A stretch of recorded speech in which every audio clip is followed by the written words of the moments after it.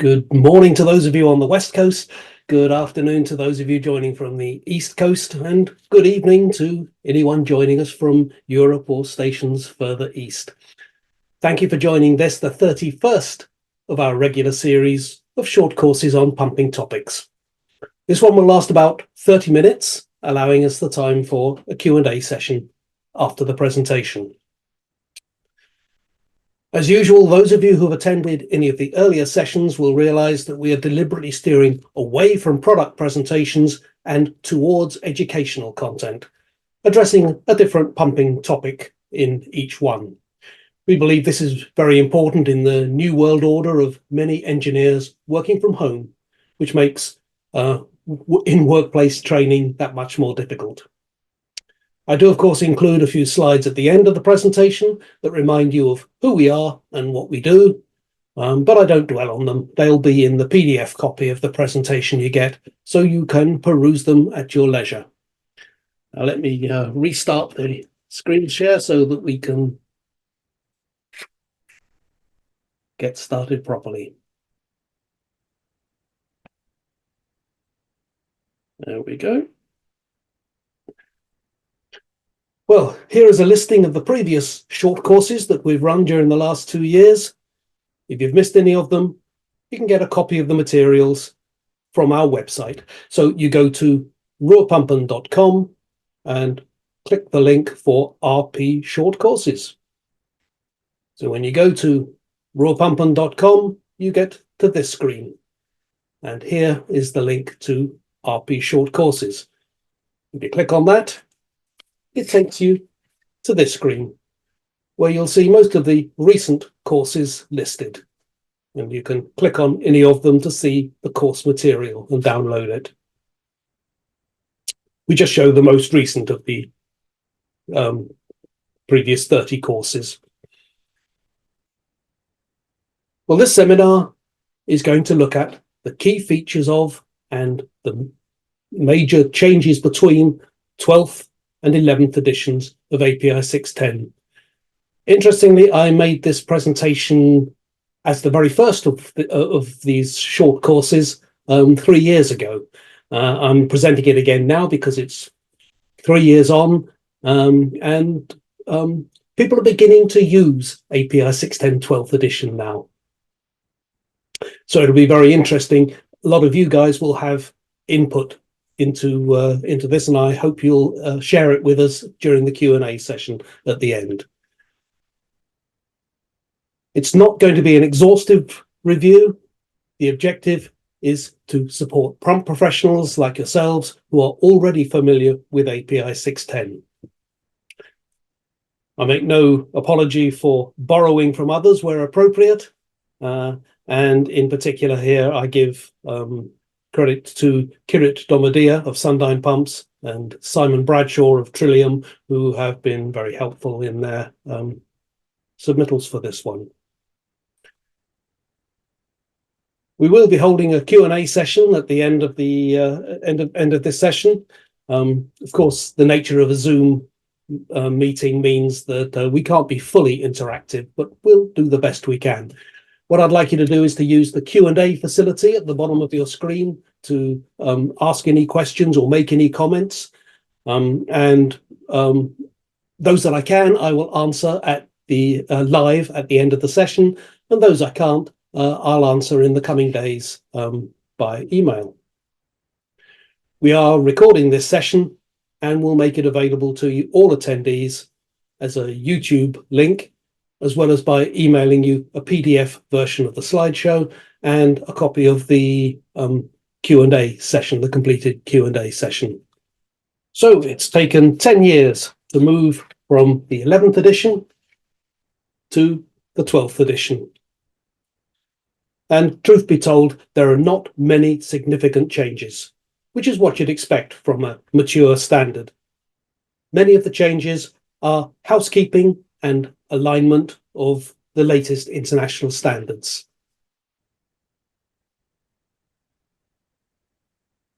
Here's the first major change. API now differentiates between foot-mounted and centerline mounted versions of the axially split case BB1 pumps. The foot-mounted version, BB1A, is largely used in cold water service. The centerline mounted version, BB1B, is widely used as an oil pipeline pump. 11th edition had this 20-year design life, 3-year uninterrupted operation requirement. This was often misunderstood. It really applied to the structural integrity of the pump, that the pressure casing would be good for 20 years. It did not mean that all components would last 20 years. I mean, depending on the service, you could expect to get 6 or 7 sets of wear parts in that time, and maybe even 2 or 3 impellers. So this has been replaced by requiring equipment to be field proven and by referencing API 691, which is risk-based machinery management.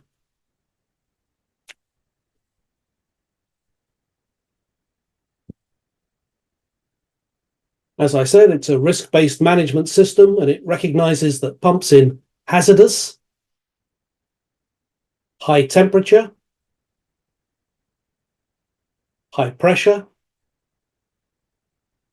and low specific gravity, less than 0.5, are higher risk items and require closer scrutiny from feed study right the way through to operation.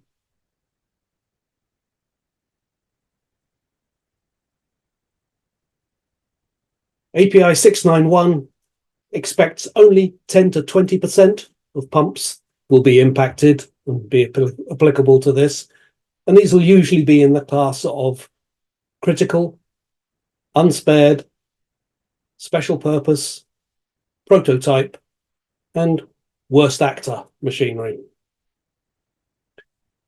In these kind of applications, you can expect to see more data sheets as part of the specifying and RFQ process.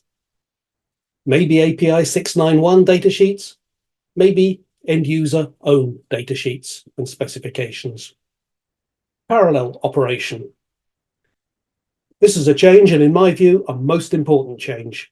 It is the requirement that pumps operating in parallel shall be within 3% of each other on the Q&H curve.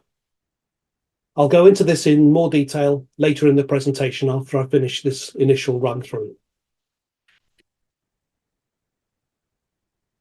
Curve shape and continuous rising curve. I covered this in session 27, but I will revisit it later on in this presentation with a couple of slides again after I finish this initial overview. End of curve was not mentioned in 11th, and now it's defined as being 120% of the BEP flow rate. Not a big deal, I think. Viscosity correction, really that's no change. It's really alignment of standards. These two standards are equivalent to each other.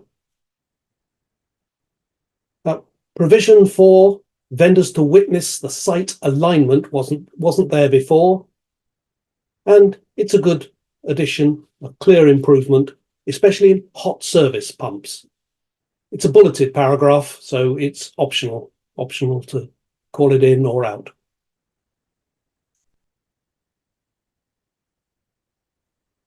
Couplings, these are now specified to be non-lubricated metal type. Balance grade was grade 6 G6.3, and that's now changed to, if specified, they shall be balanced to the balance grade specified by the purchaser. Now, as the pump components are specified to be 2.5, I fully expect the coupling grade also to be 2.5. It makes sense. Coupling guards, they now have their own claws rather than before they were lumped in with couplings. So now they're separate. This part, the coupling guard, is effectively unchanged. But this shaft guard is a new requirement. for a guard over the window by the mechanical seal. And obviously it's to prevent personnel from contacting moving parts. It shall be sufficiently vented to prevent the accumulation of seal emissions. And these are interesting points. It shall allow visual inspection of the seal without removal, and it shall be constructed of steel, stainless steel, brass, or aluminium materials as suitable. I see these two as mutually exclusive. I don't see how it can be manufactured of these still, even if it's perforated plate, and still allow inspection of the seal. I'll be interested to see what you guys think of this in the Q&A.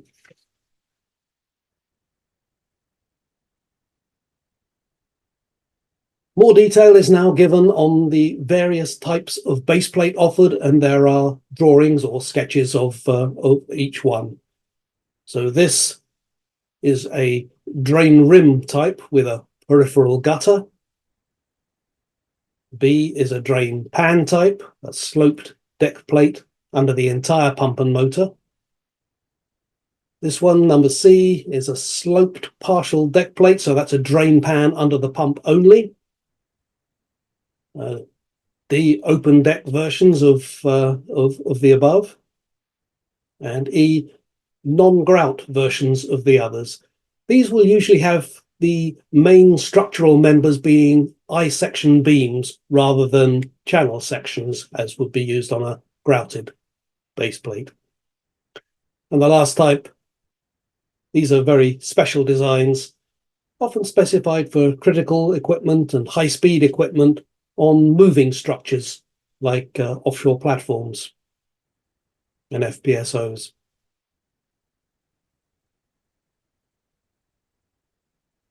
OH2 pumps must now have nothing mounted alongside the coupling or bearing housing. So sealing systems must be mounted here or here, not here or here as they frequently have in the past. Obviously, this is for access for maintenance to the mechanical seal and coupling.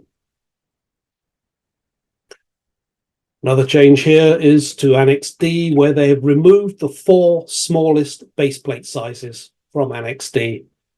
I would imagine they were seldom, if ever, used. They were 30-inch wide, 760 millimeter wide ones. I wouldn't imagine they were very frequently used.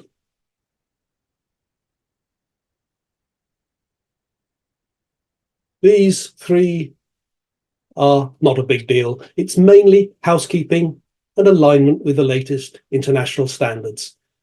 I'll let you look at that while I have a short slurp of my cup of tea. Performance testing. Well, 11th edition had testing on these 6 points. And in 12th edition, other than for the smallest units, pumps smaller than 11 cubic meters an hour, which is very small, for anything larger than 11 cubic meters an hour, then we have 3 additional points. Now, these 3 additional testing points, they're likely to have a price implication. It's going to take longer to test. And on some smaller pumps, I mean, still bigger than the 11 cubic meters an hour, but what I would consider still to be a small pump, 20 to 50 cubic meters an hour, I would still see that these test points are going to be almost on top of each other. I also question whether a curve drawn through 9 points is any more accurate than one drawn through 6. A well-regarded mathematician, John Neumann, is attributed to have said of curve fitting, with 4 parameters, I can fit an elephant. With 5, I can make it wiggle his trunk.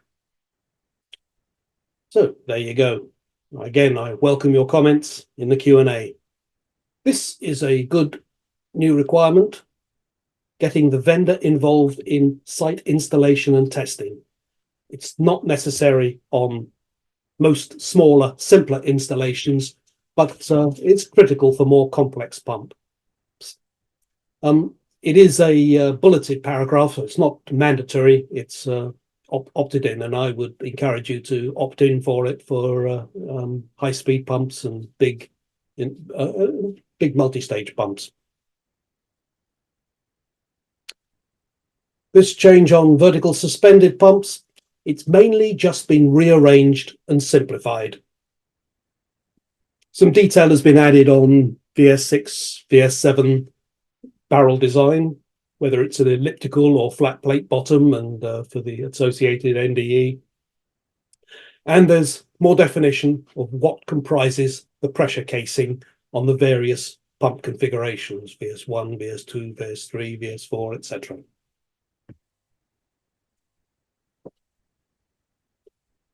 This is a significant change. Cast iron has been removed from the materials of construction. Well, this will impact mainly utility water pumps, either making them a lot more expensive or having specifiers remove them from API610 pumps altogether. S5 is now the minimum standard for water service. I'll be interested again to see what you think and what you're going to be doing in the Q&A. The datasheets are essentially the same as 11th edition. We can expect to see API 691 datasheets added for the more difficult critical pumping applications.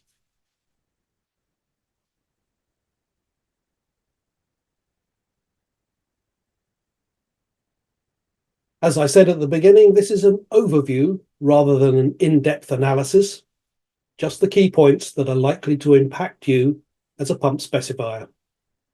We, of course, have carried out an in-depth clause-by-clause analysis, as I'm sure have all the other API pump suppliers. So here is just one page of this analysis to give you an indication as to the depth to which all manufacturers will be going or have gone in order to ensure compliance. It is, of course, confidential, so I can't share it, but it runs to 10 or 12 pages. And this is just one page of that. Now I want to look at one thing that I think API got wrong, and then one thing they absolutely got right. Here's the clause that I think they got wrong. 6.1.12, pumps shall have a preferred operating range of 70 to 120% of the best efficiency flow rate of the pump. Rated flow shall be within the region of 80 to 110% of the best efficiency flow rate of the pump as furnished. Well, I don't think many people will have a problem with this bit or this bit. It's just trying to get pump operation as close to BEP as it can. And that's wise. But here is the problem. BEP isn't a single flow rate. It's a range of flow rates, and it varies depending on how much the pump impeller is trimmed. Here's an example. Here is your BEP line. And as you see, it varies from here 460 cubic meters an hour at full diameter down to 360 meter cube per hour at minimum diameter. Here is your rated duty point. So it's at 85% of BEP flow for the trimmed impeller, which is what API specifies. And you can see here, it's within the preferred operating range, this light yellow shaded area that we put in. So, first glance to an inexperienced engineer, it looks like an okay, compliant selection. But he or she would be wrong. I want you to understand the concept of shockless flow. This is the flow rate at which the flow into the impeller impinges on the inlet vanes at the optimum angle. It's normally close to the BEP flow of the full diameter impeller. Now, trimming the impeller has no impact on the shockless flow rate, because when you trim the impeller, you're affecting the outlet geometry of the impeller, not the inlet geometry. And shockless flow is all about the inlet geometry. Suction recirculation starts generally around 40 to 60% of the shockless flow rate. So while this rated duty point might be 85% of the BEP flow of the trimmed impeller, it's at about 65% of the shockless flow. And your normal operating point might well be back here, well in the region where we can expect to see suction recirculation. So this selection is in fact a train wreck waiting to happen. Probably okay on a small low energy pump, 2-inch, 4-inch, 6 to 8 kilowatts, but definitely not on a multi-stage 350 kilowatt pump like this. I would encourage you to avoid selections of medium or large pumps close to minimum diameter, or when you have to select, then select to the right of BEP. Let me give you an illustration of suction recirculation and indeed discharge recirculation. They both occur when pumps operate back on the curve from BEP. As you saw earlier, 40 to 60% of the full diameter BEP. When two flow paths within the fluid are moving in opposing directions and in close proximity to each other, vortices form. These vortices result in low pressure areas where bubbles form and high pressure areas where they collapse. They form here, they collapse here. So you get erosion occurring here, not unlike NPSH cavitation erosion. You can also get it when you trim this impeller back. You'll increase the vortices here, so you get bubbles forming here and collapsing here. But it's particularly suction recirculation we're concerned with. And here is something that API definitely got right in the 12th edition. 6.1.13, if parallel operation is specified and the pumps are not individually flow controlled, the following is required. The pump head curves shall be continuously rising to shut off. Now that has always been there. That's been in 11th edition. That's fine. The head rise from rated point to shut off shall be at least 10%. Yep, we agree. That's always been there as well. Although I would argue 15% is better than 10%. This is the new bit. The head values of the pumps at any given flow within the preferred operating range shall be within 3% of each other.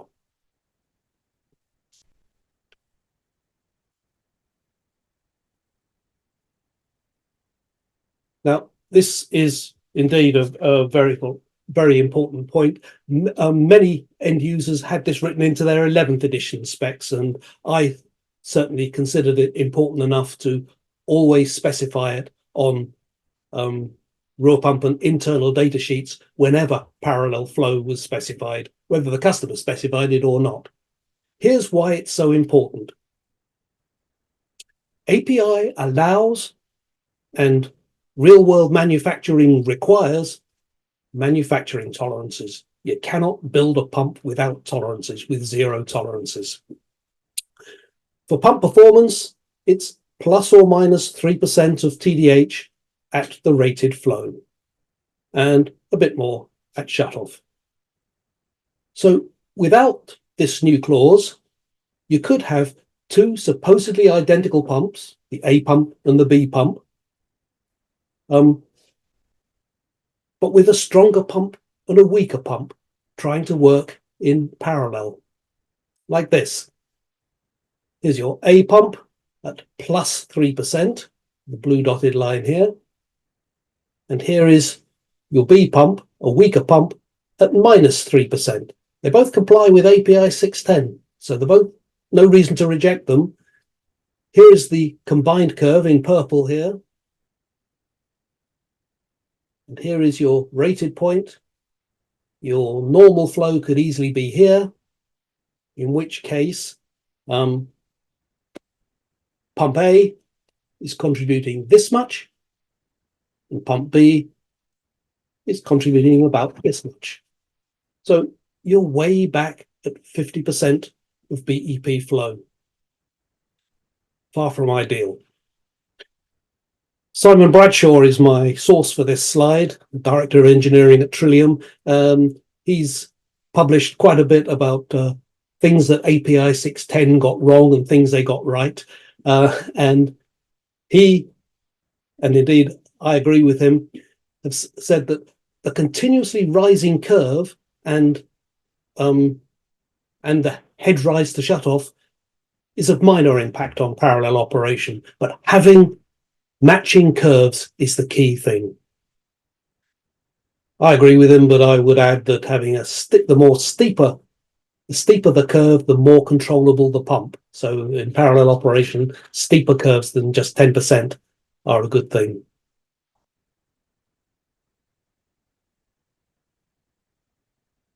Going back now to curve shape, 12th edition is now saying pumps with a continuously rising head curve are preferred for all applications, but this is not possible with all pump types. Head curve shape is dependent on several factors specific to the pump's hydraulic design. But people will stop reading when they get beyond this part, and they'll just be looking for continuously rising head curve for all applications. I look at this in detail in session 27 on pump and system curves. I talk about specific speed, curve shape, and head rise to shut off. Here are three slides from that presentation. Well, continuous head rise across the operating range is desirable when you have system control by throttling, which is by far the most common form of system control. By opening or closing a control valve, you get a family of system curves, reflecting the ever-increasing frictional component of the system head as you close the valve. The pump operating point occurs where the system curve intersects with the pump curve. So here, or here, or here, or here, as we close the valve.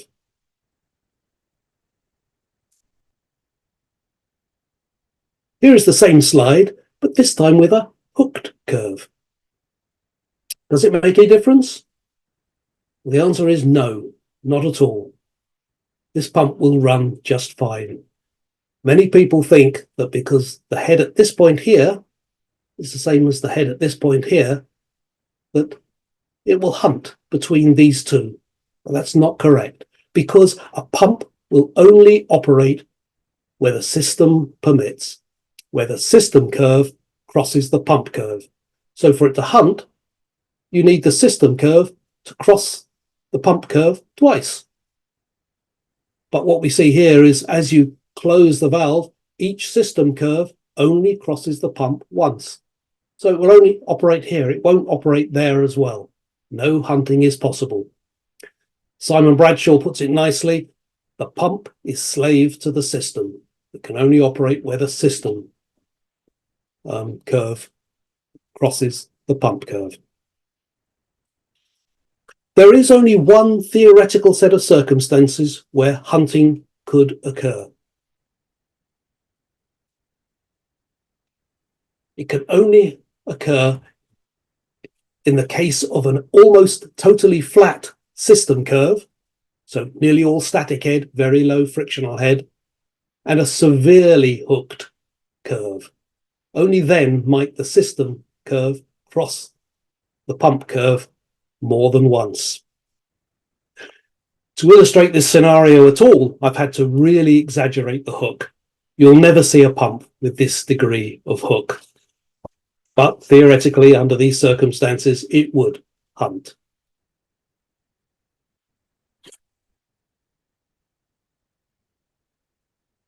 Well, that pretty much concludes this presentation, apart from the Q&A in a moment. But before that, I just want to advertise the next session. Here is the next one. It is about pump instrumentation. Looking at the commonly supplied pump instrumentation, especially vibration monitoring, and understanding what they tell you. And here are a few more that I will be considering over the next months. So this is going to be on Thursday, the 11th of April, which is 4 weeks today. Again, 2 sessions, one in the morning for the Eastern Hemisphere, one in the afternoon for the Western Hemisphere, which is you lot. I'm just highlighting that in the Northern Hemisphere, daylight saving time will have begun, so keep an careful eye on when it is, not to miss the session.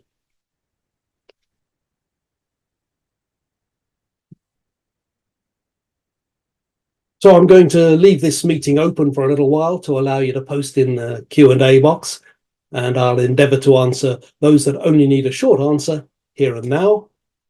Those that need a fuller answer will be answered within a few days.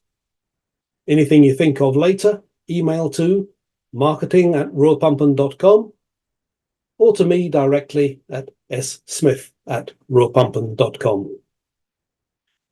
A marketing team are standing by to direct your questions to the right person, which will probably be me, or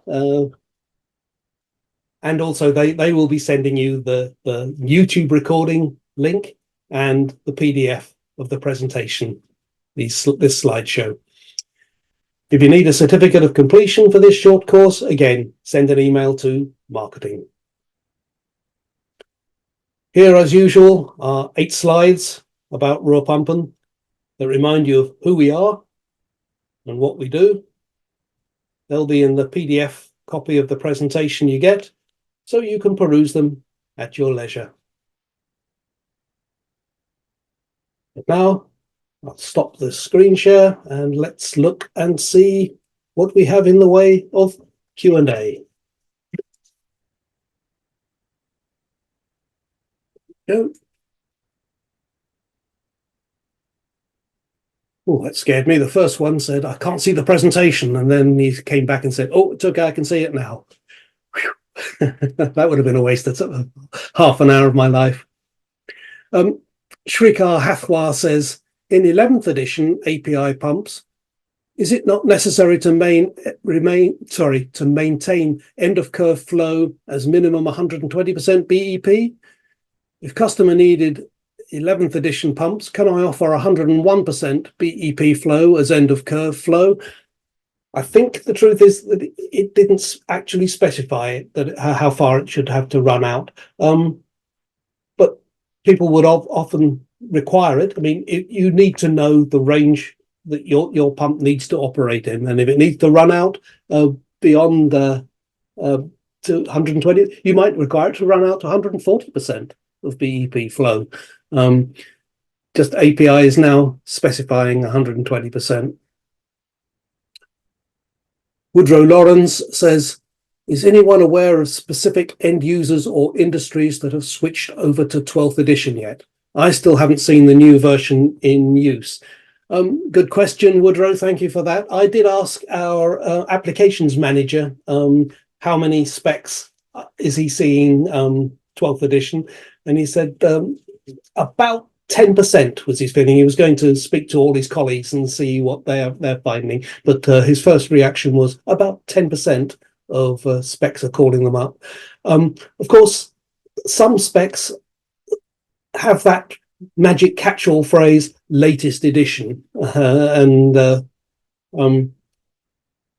that would mean 12th edition would be required, except often they'll say latest edition, and then all the all their variations on it, all their clarifications and calling up the bulleted paragraphs will be back to 11th edition or even 10th edition as to which clauses they are calling up.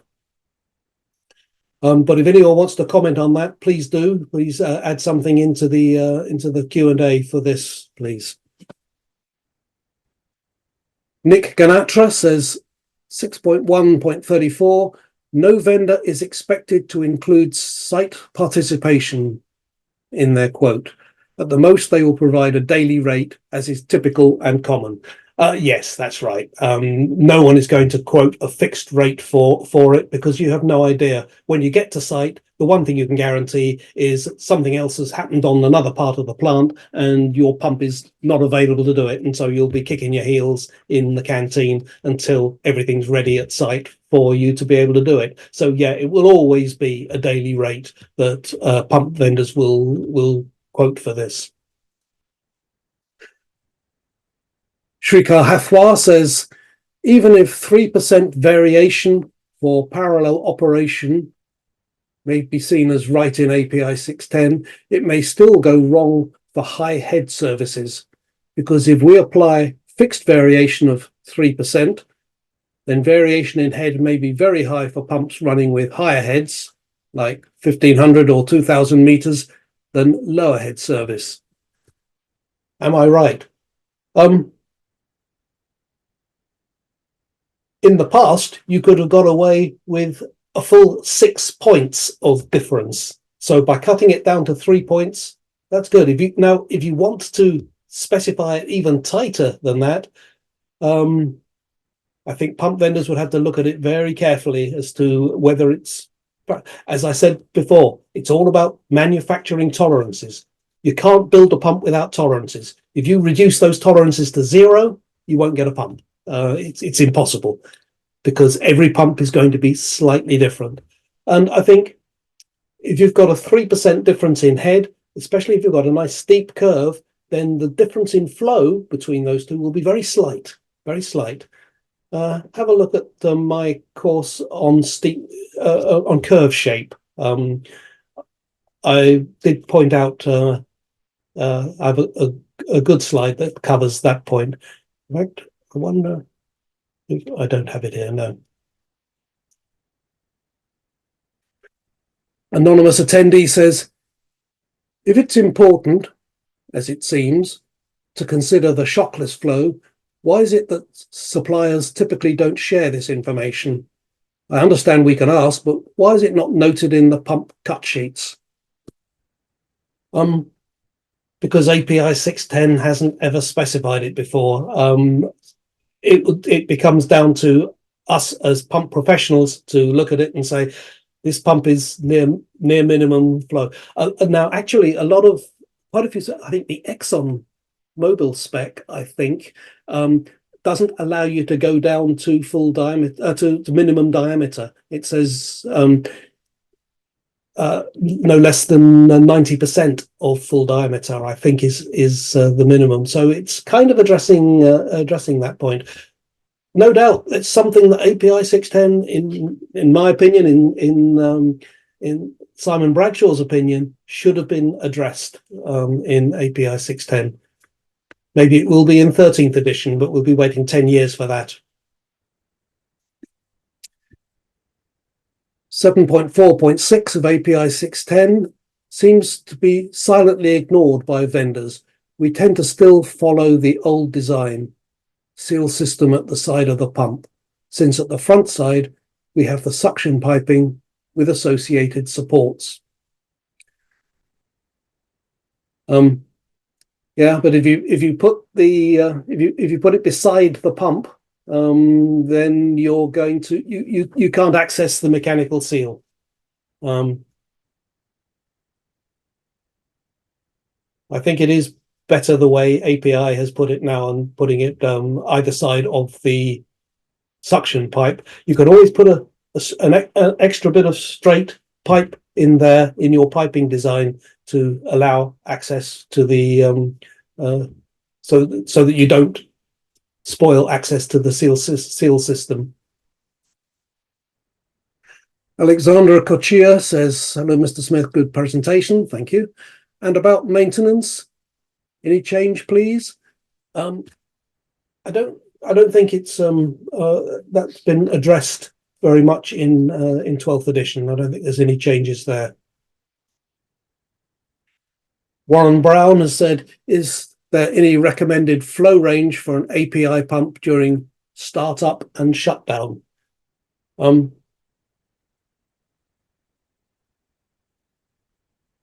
No, again, no change in 12th edition against 11th edition. As always, the recommendation, you must stay above the minimum continuous flow. Some pump vendors will allow you to go beyond, will give you two versions of minimum flow, minimum continuous flow and minimum intermittent flow. And the minimum intermittent flow might be about half of the minimum continuous flow. And you can run on that for half an hour or an hour at a time, keeping an eye on the vibration, as long as you then follow it by a much longer period above the minimum continuous flow.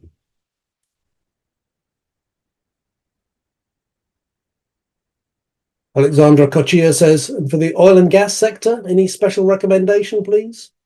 Nope, that's what API 610 is for. Basically, it is for the oil and gas people. Shrikar Hafwa says, at low trim impeller with 80% of BEP, you say that there are chances that the pump may run away from the shockless zone, leading to cavitation. We always tackle them by checking the NPSH margin at that particular minimum trim. Why is there still a problem?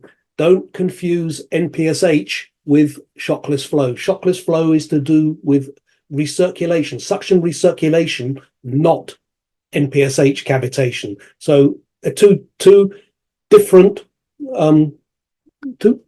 phenomena. The effect can look a little similar to each other, and it sounds the same because you're getting a rattling sound, but no, it's to do with suction recirculation.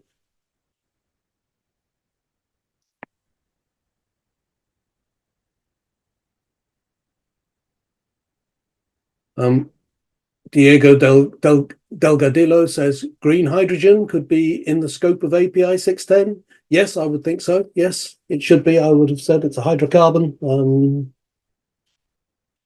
It's a hydro. Okay, I'm not seeing any more at the moment.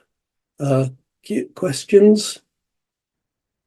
Let me just scroll through again. Oh, yes, Manish Hingrajia says, does excursion outside the shockless flow region, will it have a major impact on the seal and bearing life? It may have, because when you get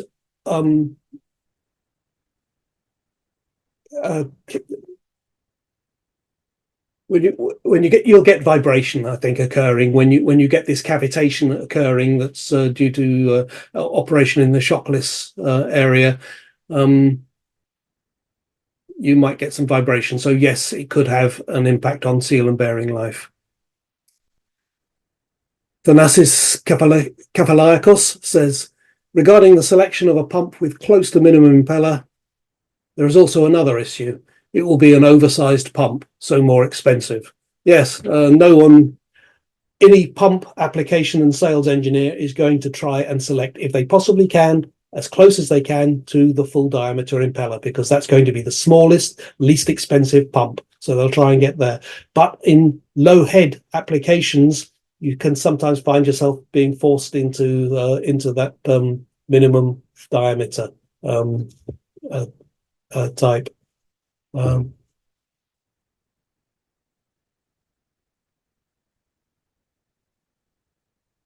Gohard Kokar says, for what kind and rating of API 610 pumps should lateral analysis be considered?